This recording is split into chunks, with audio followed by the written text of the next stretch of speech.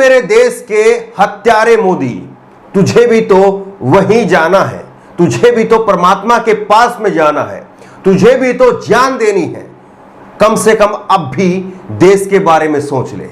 नमस्कार, मैं हूं धर्मेंद्र, आप देख रहे हैं ऑनलाइन न्यूज इंडिया। अभी अभी जो शब्द मैंने कहे, ये शब्द मेरे नहीं हैं, ये शब्द उस शख्स के हैं जिसके हम एक आपको वीडियो दिखाएंगे। ये शख्स पीजीआई रोहतक, हरियाणा का एक शहर है, जिला है रोहतक, और उसके अंदर एक सरकारी अस्पताल है पीजीआई रोहतक। पीजीआई रोहतक में ये पेशेंट एडमिट है, कोरोना का मरीज है और वहां पर वेंटिलेटर पर है, अपनी सांसें गिन रहा है। लेकिन वहीं पर एक वीडियो बनाता है, वीडियो बना करके सोशल मीडिया पर उसको अपलोड कर देता है और उसमें ये शख्स क्या क्या बताता है। 2 मिनट की वीडियो है, वो पूरी वीडियो आपको सुनाएंगे कि आखिरकार मोदी सरकार की कौन कौन सी खामियां वो गिनवा रहा है और किस तरह से समाज में क्या होना चाहिए था, क्या नहीं होना चाहिए था, वो सब कुछ बता रहा है। एक व्यक्ति जो तकरीबन अपनी आखिरी सांसों पर है, वो खुद कह रहा है कि कल क्या होगा क्या नहीं होगा नहीं मालूम, जिंदा रहूंगा या नहीं रहूंगा नहीं मालूम, आखिरी स्टेज पर हूं। ये बातें वो शख्स खुद से कह रहा है और उसके साथ साथ एक वीडियो बना रहा है। सोचिए कि उसके अंदर कितना दर्द होगा, कितनी पीड़ा होगी उस शख्स के अंदर कि वो जाते जाते भी नरेंद्र मोदी को गाली क्यों देना चाहता है।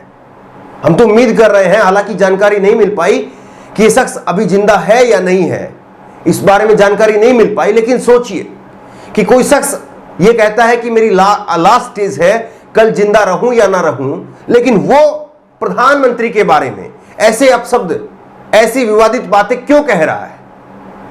ये बड़ा सवाल है। नहीं कहना चाहिए। प्रधानमंत्री एक बहुत बड़ा ओहदा है, एक बहुत बड़ी कुर्सी है, उसका सम्मान होना चाहिए। हर भारतीय को अपने प्रधानमंत्री का सम्मान करना चाहिए। लेकिन ये शख्स आखिरकार ऐसा क्यों कह रहा है? और क्या इसकी बातें वाकई सच हैं या फिर इसकी बातें महज एक गुस्सा है और उनका नरेंद्र मोदी और उनके कामों से कोई लेना देना नहीं है? ये आप खुद से तय करिएगा। वीडियो है 2 मिनट की, 2 मिनट की पूरी वीडियो आपको दिखाएंगे। वीडियो हरियाणवी भाषा में है, इसलिए पहले हिंदी में आपको बता देते हैं मोटे मोटे पॉइंट उसने क्या कहे हैं और उसके बाद में पूरी वीडियो आप देखिएगा। यह शख्स कहता है कि 70 साल के मेडिकल काम आ रहे हैं और मैं मोदी को हत्यारा कहूंगा। वो कह रहा है कि 70 साल के जो मेडिकल कॉलेज पहले की सरकारों ने बनाए हैं वो काम आ रहे हैं, मैं मोदी को हत्यारा कहूंगा। देश में ऑक्सीजन नहीं है। पीजीआई रोहतक, जिस हॉस्पिटल में वो एडमिट है, उसी का नाम लेता है कि पीजीआई रोहतक में डॉक्टरों को मास्क, ऑक्सीजन नहीं मिला, उन्होंने दम तोड़ दिया। राम मंदिर के पास फूक लो 10-10 हजार में लाशें। ये शख्स तंज भी कस रहा है कि जिस राम मंदिर के नाम पर इतना बवंडर मचाया गया, सारे मुद्दों को गौण कर दिया गया, उन पर कोई बहस नहीं हुई, केवल मंदिर मस्जिद पर बहस होती रही। ये शख्स कह रहा है कि राम मंदिर के पास में फूक लो लाशें 10-10 हजार में, 10-10 हजार रुपए में आप वहां पर जाकर के लाशें फूक लो, क्योंकि शमशान घाट में भी अब रिश्वत चल रही है। वहां पर भी नंबर नहीं आ रहा है। जो कोई पैसा दे रहा है उसका नंबर पहले आता है, जो कोई पैसा नहीं देता है उसको इंतजार करना पड़ता है। यह हालत है शमशान घाट की। उस पर यह शख्स बोलता है नया संसद भवन बनने जा रहा है। बेहद रोचक बात इसने कही है कि नया संसद भवन बनने जा रहा है।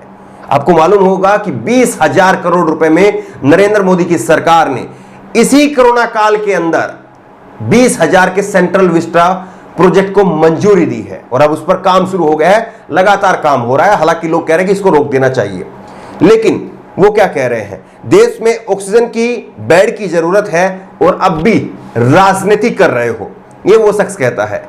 अब उसके बाद में ये शख्स कहता है, जो मैंने पहले अभी लाइन दोहराई थी और मैं फिर कहता हूं कि ऐसी बातें नहीं कहनी चाहिए। प्रधानमंत्री बहुत सम्मानीय पद है, नहीं कहनी चाहिए, लेकिन इसका गुस्सा है, वो गुस्सा आपके सामने रखते हैं और आप खुद से तय करिए कि ये सही है या नहीं है। हे मेरे देश के सबसे बड़े हत्यारे मोदी, तुझे भी तो वहीं जाना है, परमात्मा के पास जाना है, जान देनी है, कम से कम अब तो देश के बारे में सोच ले।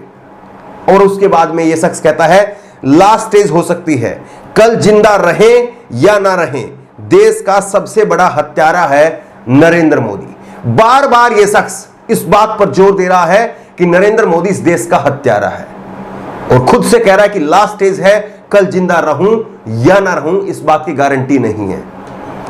उसके बाद में कहता है कि मजहब कुछ नहीं है, हिंदू मुस्लिम सिख ईसाई सब बराबर हैं। हिंदू भी सहायता कर रहे हैं, मुसलमान भी सहायता कर रहे हैं। ये कुछ गंदे टच्चे, अब उसके बाद में गाली भी देता है। ये कहता है कि ये कुछ गंदे टच्चे, फिर उसके बाद में फिर गाली देता है। अंधभक्त कुत्ते, ये भी गालियां हैं, उनको मैं गाली दूंगा आज। ये इस तरह से कहता है कि मजहब कुछ नहीं है, हिंदू भी सहायता कर रहे हैं, मुसलमान भी सहायता कर रहे हैं, कुछ जो गंदे अंधभक्त टच्चे हैं उनको मैं गाली दूंगा आज। ये अपनी पूरी भड़ास निकाल रहा है कि मालूम नहीं कि कल क्या होगा, कल क्या नहीं होगा, कल रहूं या ना रहूं, लेकिन मैं अपने दिल की भावनाओं को आज कह करके जाऊंगा। इस शख्स के दिल में ये दिख रहा है। उसके बाद में कहता है कि जो अपनी सहायता करे वही अपना भाई है, चाहे वह हिंदू है या मुसलमान है, जो समय पर काम आए वही भाई है। चलते चलते इसने भाईचारे का संदेश भी दिया। क्या कुछ ये शख्स कह रहा है, अब इसकी जुबानी आप खुद से सुनिए। एक ऐसे नेता भारत के जो सबसे लोकप्रिय नेता के रूप में कहे जाते हैं, ये सच्चाई है कि सबसे बड़े लोकप्रिय नेता के रूप में नरेंद्र मोदी जी उभरे। लेकिन कोरोना काल में पिछली साल हमने देखा कि प्रवासी मजदूरों का दर्द था। प्रवासी मजदूर सड़क पर रो रहे थे, बिलख रहे थे। लेकिन अब पैसे वाले रो रहे हैं, क्योंकि वो पैसे भी दे रहे हैं, फिर भी उनको ना ऑक्सीजन मिल पा रही है, ना बेड मिल पा रहा है, ना वेंटिलेटर मिल पा रहा है। और इसीलिए बड़े बड़े धनवान लोग वो एक ही रात में इतिहास की बात बनकर के रह जाते हैं। एक ही रात पहले कहा जाता है, एक दिन पहले कहा जाता है कि फलां व्यक्ति था, अब फलां व्यक्ति नहीं है। पिछले साल प्रवासी मजदूर गरीब आदमी वो रो रहा था, धन वाले पैसे वाले लोग घरों के अंदर थे, एसी कमरों के अंदर थे, मटर छील रहे थे, समोसे खा रहे थे। लेकिन इस बार वो प्रवासी मजदूर तो चले गए, कुछ अपने गांव में ही रह गए, कुछ आए वो पहले चले गए, लॉकडाउन लगने वाला है ये बोल करके वो पहले चले गए।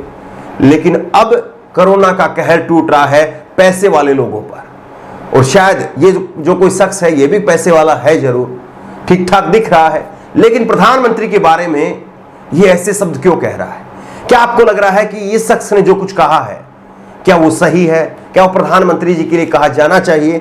या आप भी मानते हैं इस बात को कि नहीं, प्रधानमंत्री एक सम्मानीय पद है, जैसा कि हम मानते हैं कि प्रधानमंत्री एक सम्मानीय पद है और उनके बारे में, उनके ओहदे के बारे में ऐसा नहीं कहा जाना चाहिए। आपके प्रधानमंत्री के साथ में जरूर मतभेद हो सकते हैं, उनके काम के बारे में आप आलोचना कर सकते हैं, आपको करनी भी चाहिए, सवाल भी उठाने चाहिए, लेकिन इस तरह से देश के प्रधानमंत्री को हत्यारा बताना यह कहां तक जायज है? या फिर बात यह है कि इस शख्स के पास में समय नहीं था और इसने अपने तरफ से देश के लोगों को जो कहना था वो कह दिया। अब नहीं मालूम कि यह शख्स है या नहीं है, लेकिन इसकी बातें जरूर हैं। और अगर आपको इसकी बातें ठीक लग रही है तो आगे लोगों तक पहुंचाइए, और अगर आपको लग रहा है कि नहीं इस शख्स ने गलत कहा है तो नीचे कमेंट बॉक्स के जरिए अपनी राय जरूर दीजिएगा। धन्यवाद। इस खबर को अभी लाइक करें, शेयर करें, अभी चैनल को सब्सक्राइब करें और घंटी जरूर दबाएं।